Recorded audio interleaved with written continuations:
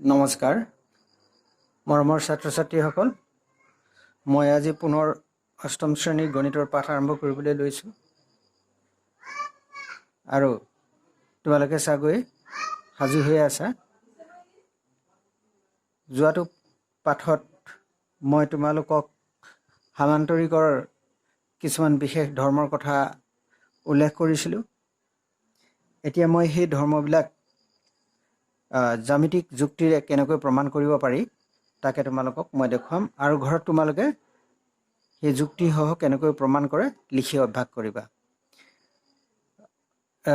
অৱশ্যে এই ধৰ্মসমূহ আমি সপ্তম শ্ৰেণীটো হাতে কামে প্ৰমাণ কৰি আহিছিলোঁ এতিয়া মাথো জ্যামিতিক যুক্তিৰেহে আমি প্ৰমাণ কৰি দেখুৱাম প্ৰথম ধৰ্মটো আছিলে ক্লাছ 8 মই লিখি লৈছোঁ বাৰু তথাপিতো গণিত প্ৰথম ধৰ্মটো আছিলে ধৰ্ম 1 নৱম শ্ৰেণীটো তোমালোকে এইবিলাক উপপাদ্য হিচাপে পাবাগে গতিকে ইয়াতে এইখিনি সম্পূৰ্ণ শিকি গ'লে তাত নিশ্চয় সহজ লাগিব সমান্তৰিকৰ বিপৰীত বাহুবোৰ পৰস্পৰ সমান মই লিখি দিছোঁ আকৌ এবাৰ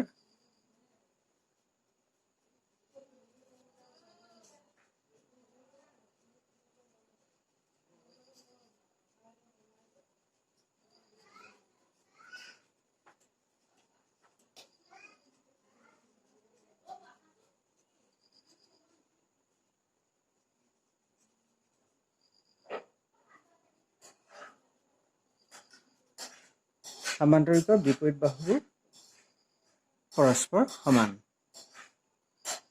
এতিয়া সত্যাপন পিছত আমি নৱম শ্ৰেণীত বিশেষ সূত্ৰ হিচাপে প্ৰমাণ অংকন এইবিলাক পৰ্যায়ক্ৰমে আহিব এতিয়া আমি ইমান নিলিখোঁ তোমালোকক অতি সহজ আৰু চমু উপায়েৰে আমি দেখুৱাম সত্যাপন বুলি আমি লিখি ল'ম সত্যাপন মানে সত্যাসত্য প্ৰমাণ কৰিবলৈ বিচৰা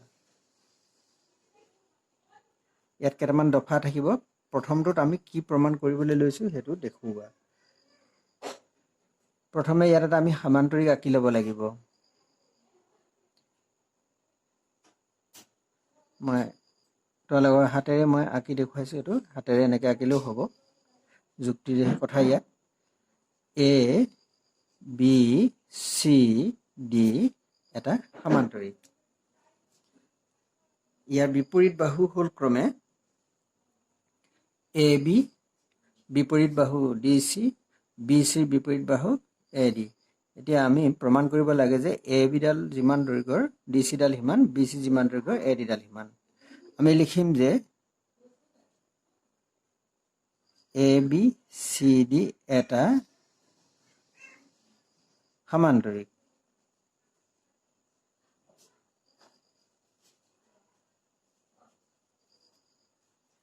এ বি চি ডি এটা সমান্তৰিক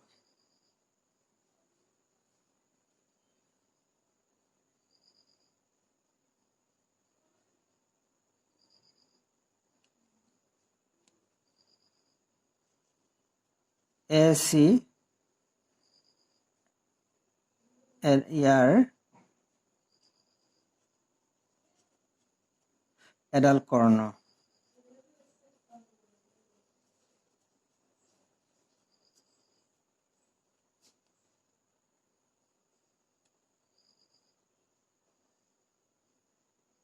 মোৰ অকণমান ভুল হৈ গৈছে এ বি চি ডি এটা সমান্তৰিক এইটো কাটি দিছোঁ দেই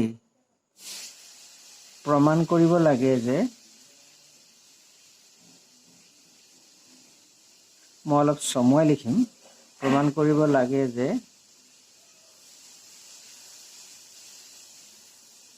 এ বি বিপৰীত বাহু ডি চি আমি সেইটো উল্লেখ নকৰি ডাইৰেক্ট লিখিম যে এ বি সমান ডি চি আৰু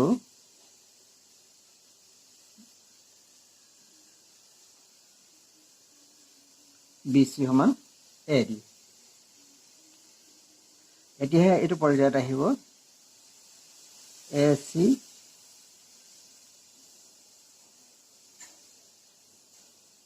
ইয়াৰ এডাল কৰ্ণ। এইটো অংকন আচলতে আমি এটা বস্তু এনেকুৱাকৈ সুবিধাকৈ আঁকি লৈছোঁ যিটোৰ সহায়ত আমাৰ প্ৰমাণ কৰাটো সহজ হ'ব। অংকন বুলি দি দিব পাৰোঁ। এই প্ৰথম দফাটো যে লিখিলোঁ এই দফাটো হৈছে বিশেষ সূত্ৰ। মই উল্লেখ কৰা নাই কথাটো, আজিকালি প্ৰায় এইটো উল্লেখ নকৰাকৈ লিখিছে, গতিকে মই এনেকৈয়ে ৰাখিছোঁ।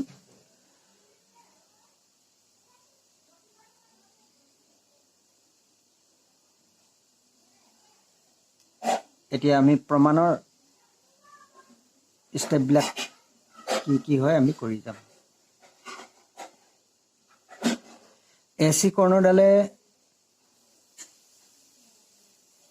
কোণটোক 1 আৰু এটা কোণত ভাগ কৰিছে। এইটো আমি নাম দিম পৰ্যায়ক্ৰমে 1,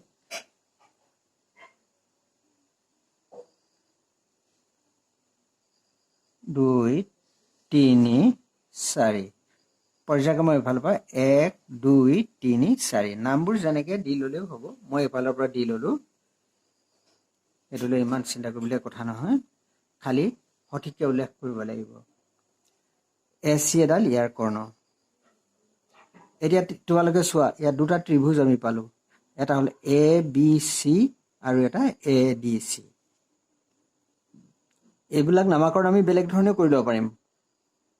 BAC CDA এনেকৈ ক'লেও হ'ব।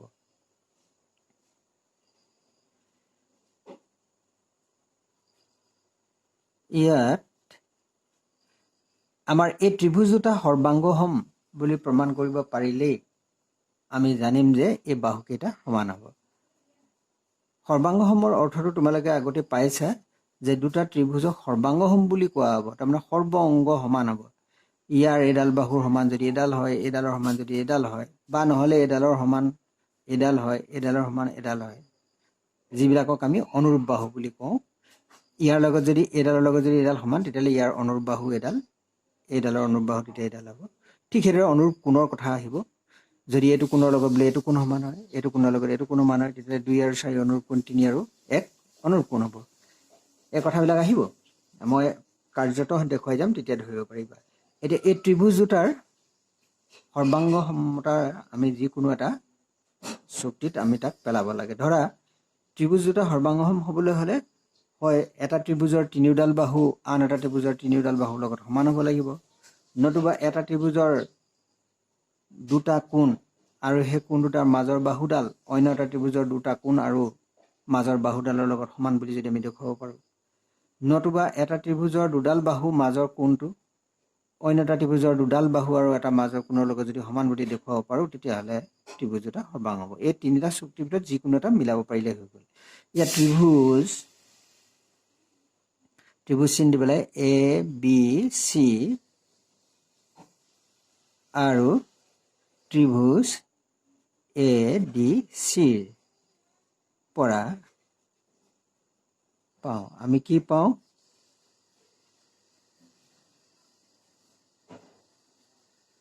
কোণ 1 সমান কোণ 3। কেলে বাৰু? তাৰ যুক্তিটো ইয়াত লিখিব লাগে। একান্তৰ কোণ, সেইটো কথাও আমি চিনাকি হৈ আহিছিলে। একান্তৰ কোণ এটা মই লিখি দিম, য'ত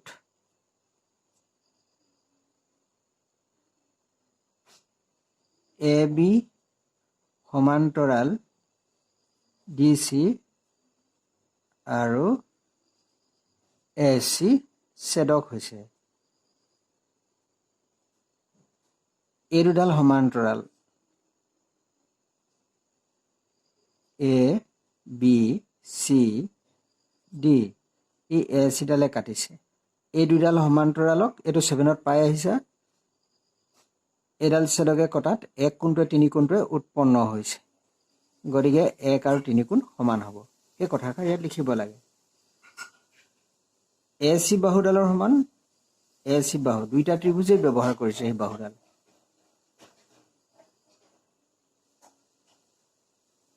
সাধাৰণ বাহু বুলি কওঁ আমি সেইডালক। আকৌ কোণ 2 সমান কোণ 4 একেটাই কথা একান্তৰ কোণ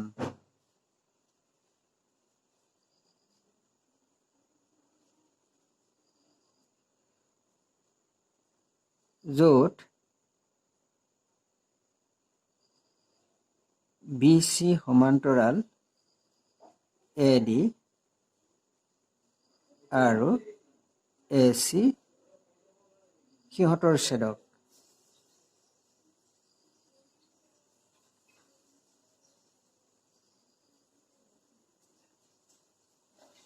এইডালৰ সমান্তৰাল এইডাল মই এটা আঁকি দিছোঁ বাৰু BC AD AC ডালে কাটাত এনেকুৱাকৈ এইটো 2 এইটো 4 কোণ উৎপন্ন হৈছে এতিয়া আমি দেখিলোঁ যে এই ত্ৰিভুজ দুটাৰ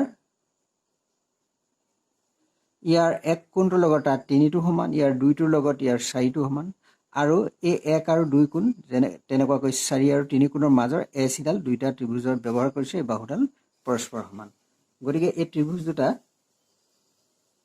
সৰ্বাংগসম হ'ল সৰ্বাংগসম আমি লিখিব লাগিব এতেকে ত্ৰিভুজ ABC সৰ্বাংগসম সিম্বলটো এনেকুৱা তোমালোকে পাই আহিছা ত্ৰিভুজ ADC কি স্বীকাৰ্যৰ মতে এইটো যে কোণ বাহু কোণটো এংগল সাইড এংগল হেতু ASA বুলি লিখিলেও হ'ব শৰ্টকে ASA কোণ বাহু কোণ এতিয়া তাৰ পৰা আমি ক'ব পাৰিম যে যেহেতু ত্ৰিভুজ দুটা সৰ্বাংগসম হ'ল গতিকে সিহঁতৰ অনুৰূপ বাহুবিলাকো পৰস্পৰ সমান হ'ব অৰ্থাৎ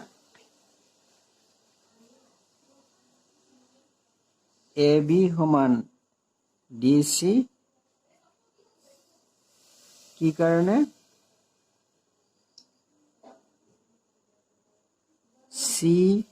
CPCT অকমান ইংৰাজী শব্দ ব্যৱহাৰ কৰি দিছো পিছলৈও সুবিধা হ'ব আৰু ক'বলৈও সুবিধা হয় CPCT BC সমান AD CPCT এটা প্ৰমাণিত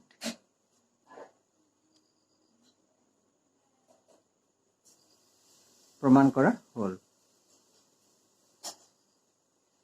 CPCT অৰ্থটো কি মই লিখি দিছো CPCT corresponding CORRESPONDING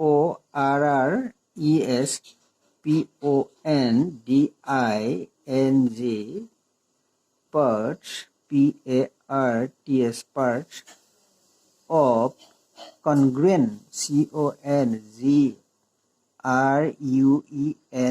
congruent triangle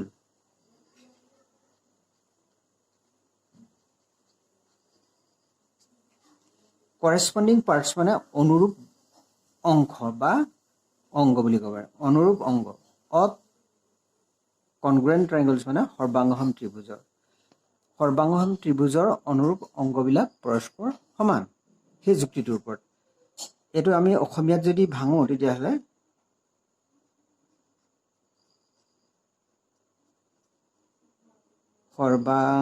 সৰ্বাংগসম ত্ৰিভুজৰ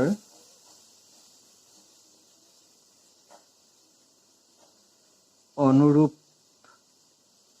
অংগ তোমালোকে ক্লাস 9ত এই বিষয়ে আকৌ পাবা গতিকে ইয়াতে আভাসটো লৈ গলে সহজ হ'ব কথাটো বুজিলা না বাৰু মানে ত্ৰিভুজটো আছিল এনেকুৱা সমান্তৰিকটো মই পুনৰ অকণমান দোহাই আকৌ কৰি দিছো দোহাৰি দিছো কথাটো A B C D এডাল AC ইয়াত মানে কি হৈছে ত্ৰিভুজ দুটাক আমি ফালি পেলালো ধৰা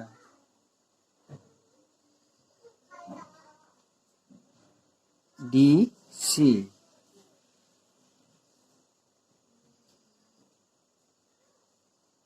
এই AC ডালক মাজতে সমানে ফালি পেলালো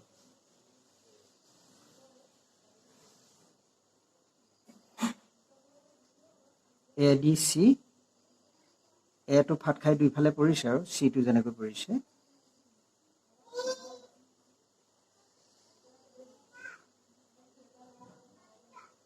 B এটো কোণ আছিল আমাৰ কিমান 1 কোণ এটো কিমান 3 এটো 2 এটো হল 4 ইয়াৰ 1 কোণৰ লগত তাৰ 3 গুণটো সমান ইয়াৰ 2 কোণৰ লগত ইয়াৰ 4 টো সমান AC ডাল দুইটাই ব্যৱহাৰ কৰা মাজতে ফালি লৈছো আমি এই দুইডাল বাহু পৰস্পৰ সমান হ'ব গৰিকে ত্ৰিভুজ দুটা সৰ্বাংগ হল হোৱাৰ লগে লগে হিহঁতৰ যিখিনি বাকি বাহু এডালৰ অনুৰূপ এডাল হ'ব কাৰণ এডাল অনুৰূপ বুলি কেনেকৈ জানিলো বাৰু এই 2 কোণটোৰ লগত 4 কোণটো সমান 2 বিপৰীত বাহু কোণডাল এডাল তেতিয়া হলে 4 বিপৰীত বাহু এডাল হ'ব লাগিব গৰিকে এডালৰ অনুৰূপ এডাল ঠিক তেনেকে এক কোণৰ বিপৰীত বাহু BC আৰু 3 কোণৰ বিপৰীত বাহু AD যেহেতু এক কোণে 3 কোণে সমান গতিকে হিহঁতৰ বিপৰীত বাহু BC আৰু AD সমান গতিকে সেই ধৰণে আমি তাৰ অনুৰূপ অংগবিলাক আমি বাছি ল'ব লাগিব বাৰু এটা প্ৰমাণ এটা হৈ গ'ল অলৰেডি তোমালোকে হয়তো বুজিব পাৰিছা যদি কেনেবাকৈ তোমালোকে কিবা বুজি নোপোৱা পুনৰ সমস্যাটো বাৰে বাৰে চাবা মই গোটেই কথাখিনিয়ে কৈছো আৰু লগতে তোমালোকে মোক ফোন কৰি সুধি ল'বা যে মই এই অংকটো বুজি পোৱা নাই মই ইয়াৰ এতিয়া দ্বিতীয় এটা প্ৰমাণলৈ মই যাম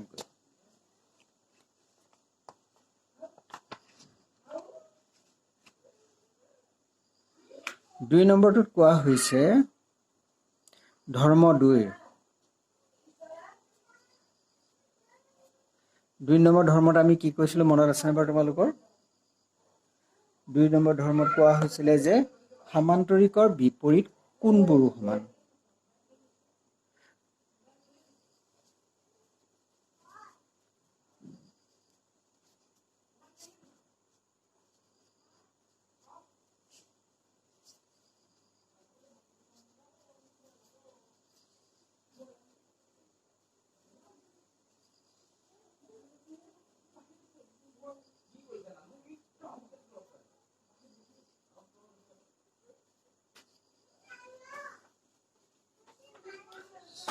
সমান্তৰিকৰ বিপৰীত কোণবোৰ পৰস্পৰ সমান সত্যাপন কৰিম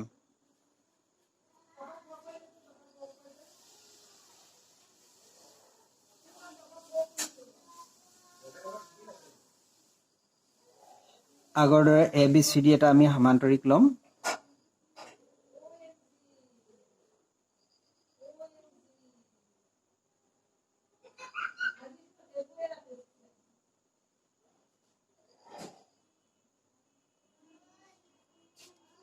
A B C D ABCD এটা সমান্তৰিক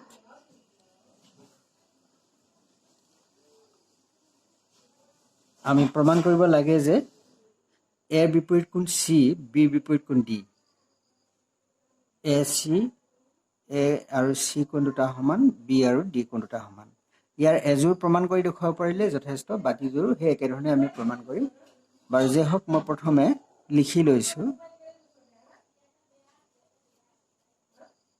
ধৰা হওক শব্দটো আমি লগাব পাৰো মই আগৰটো লিখা নাই ধৰা হওক A B C D এটা সমান্তৰিক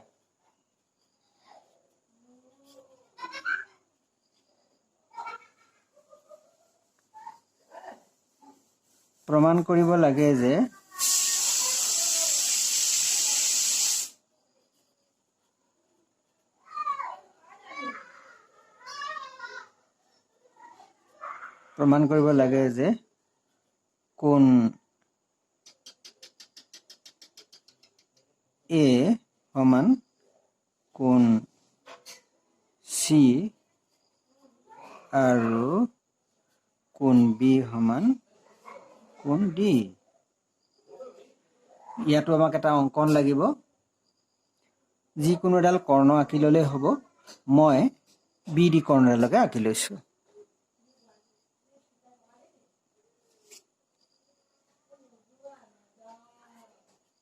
অঙ্কন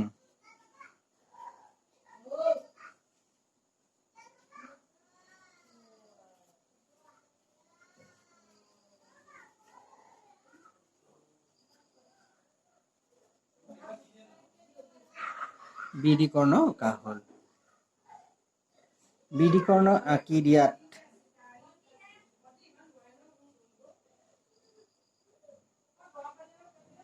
আমাৰ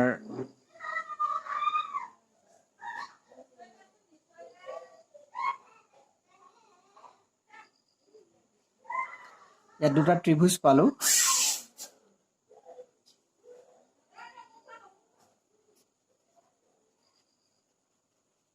ইয়াত ত্ৰিভুজ ABD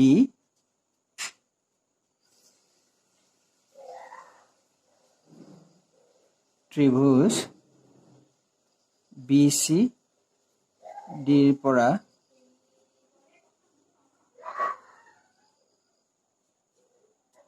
পাওঁ। কি পাম?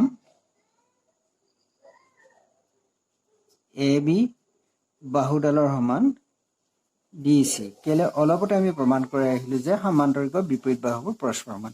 সেই সূত্ৰটো এতিয়া আমি লগাব পাৰো।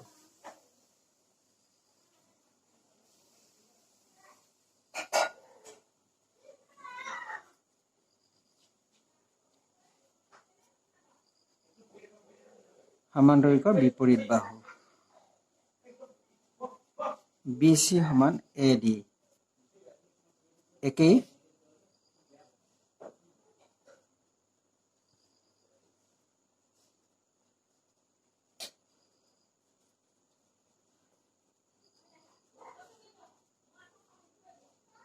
সমান্তৰিক বিপৰীত বাহু BD সমান BD বুলি লিখিব পাৰো, কিন্তু উল্টাই DB বুলিও লিখে কিছুমানে। লিখিব পাৰি ক্ৰমটো চাই। BD ইকুৱেল টু BD সাধাৰণ বাহু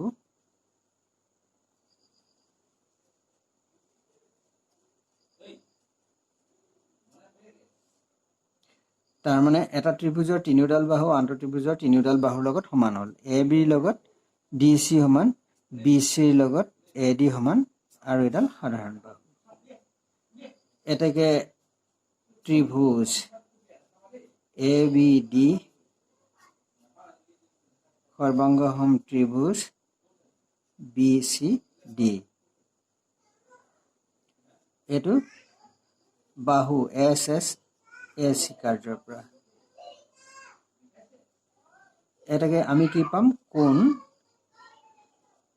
A ইকুৱেল টু কোণ C পাম। ত্ৰিভুজ দুটা যেতিয়া সৰ্বাংগম হ'ব তেতিয়াহ'লে বিডালৰ বিপৰীত বাহু ইফালে এটো সিফালে চিটো, এই দুটা সমান হ'ব। এইটো CPCT মনত ৰাখি ল'বা। কৰেছপণ্ডিং পাৰ্টছ অফ কনগ্ৰুৱেণ্ট ট্ৰাইংগলছ। সেইদৰে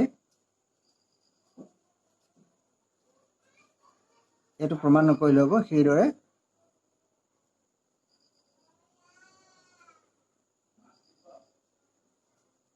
AC কৰ্ণ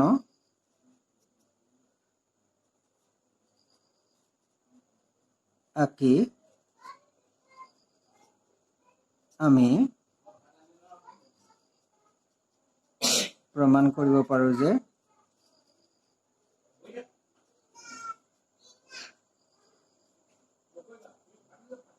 কোণ B ইকুৱেল টু কোণ D।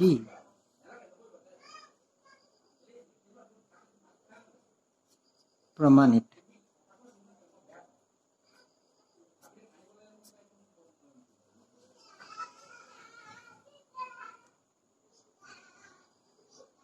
ইয়াৰ পাছত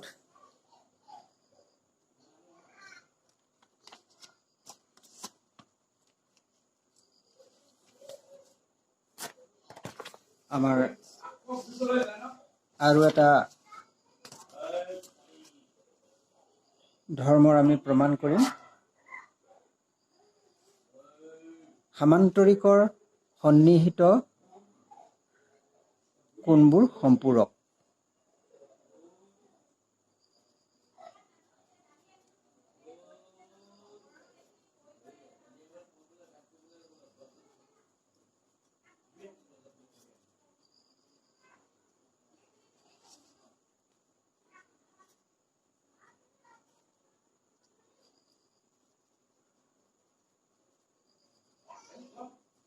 সামান্তৰিকৰ সন্নিহিত কোণবোৰ সম্পূৰক।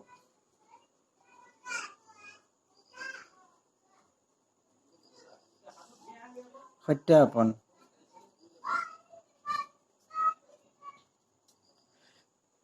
এইবোৰ আগৰ কিছুমান জ্যামিতিক ভিত্তিৰ ওপৰত প্ৰমাণ কৰা হৈছে গতিকে আগৰ কথাবোৰ অলপ মনত ৰাখিব লাগিব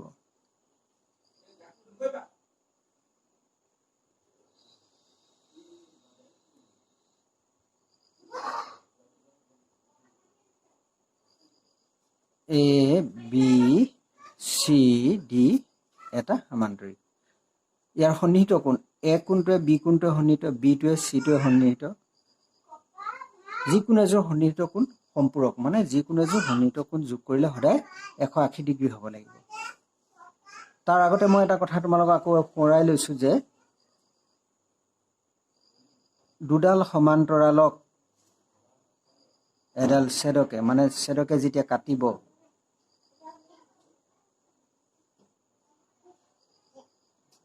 এই ছেদকডালৰ একেফালৰ হয় ওপৰ সাইডৰ নহলে তল সাইডৰ এই অন্তঃকোণ দুটাৰ সমষ্টি সদায় 180 ডিগ্ৰী হয় এটো ক'ৰ পৰা পাইছো বাৰু আমি এটো সৰলৰেখাৰ ধৰ্মৰ পৰা আমি পাইছো সৰলৰেখাৰ ধৰ্মত আমি পাইছিলো যে কেইবাটাও ধৰ্ম পাইছিলো তাৰে এইটো এটা যে দুডাল সৰলৰেখা দুডাল সমান্তৰাল সৰলৰেখাক ছেদকে কাটিলে ছেদকৰ একেফালৰ অন্তঃকোণ দুটাৰ সমষ্টি সদায় 180 ডিগ্ৰী হয় ইয়াত AD আৰু BC এই দুডাল সমান্তৰাল এইডাল ছেদক গতিকে ছেদকৰ একেফালৰ এই কোণ দুটা নিশ্চয় সম্পূৰক হ'ব ধৰা হওক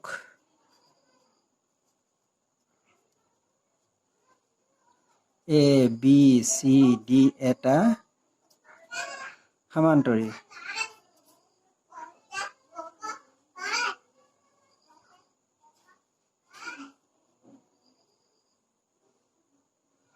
প্ৰমাণ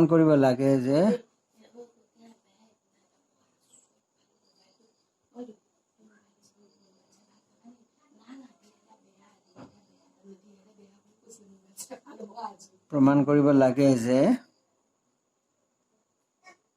কোণ A প্লাস কোণ B ইকুয়াল 180 ডিগ্ৰী কোণ B প্লাস কোণ C ইকুয়াল টু 180 ডিগ্ৰী কোণ C প্লাস কোণ D ইকুয়াল টু 180 ডিগ্ৰী কোণ D প্লাস কোণ A ইকুয়াল 180 ডিগ্ৰী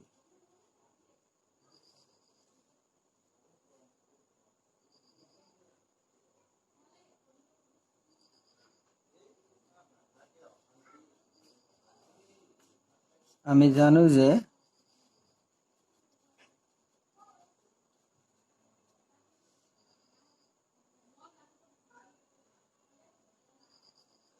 দুডাল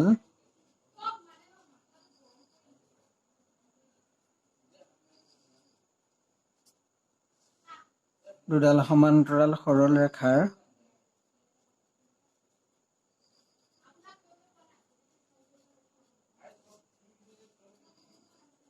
ছেদকৰ একেফালৰ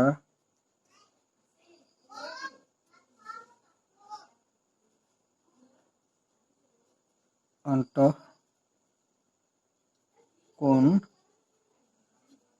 দুটাৰ সমষ্টি 180 ডিগ্ৰী মানে সম্পূৰক এইবুলি লিখিলে হ'ব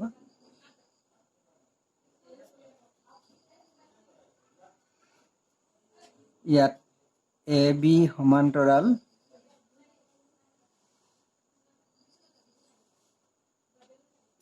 কাটি দিলো BC সমান্তৰাল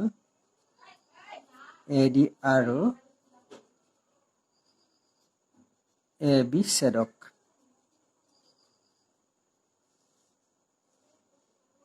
এতেকে কোণ A প্লাস কোণ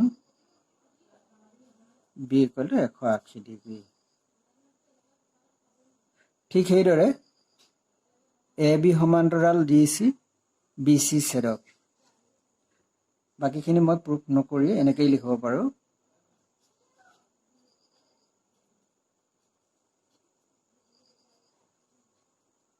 ঠিক সেইদৰে প্ৰমাণ কৰিব পাৰি যে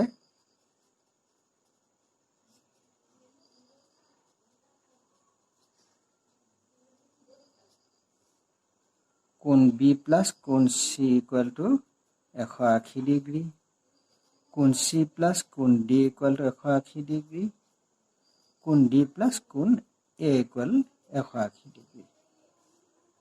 এইডালৰ সমান্তৰাল এইডাল বি চি ছেদক, গতিকে এই দুটা অন্তঃকোণ হ'ব, ছেদকৰ একেফালে এই দুটাৰ সমষ্টি 180। তেনেকৈ এ ডি সমান্তৰাল বি চি ডি চি ছেদক, তেতিয়া এইটো কোণে 180 ডিগ্ৰী। এ বি সমান্তৰাল ডি চি এ ডি ছেদক এ কোণে ডি কোণে 180 ডিগ্ৰী হ'ব। গতিকে এনেদৰে প্ৰমাণ কৰিব পৰা যাব। বাৰু এইখিনি তোমালোকে অভ্যাস কৰিবা, লিখি পুৰা ভালকৈ অভ্যাস কৰিবা। কিবা বুজি নাপালে মোক সুধিবা। আৰু এটা ধৰ্ম থাকি গৈছে, মই সেইটো ইয়াৰ পিছৰ পাঠত তোমালোকক আকৌ দেখুৱাম। ধন্যবাদ।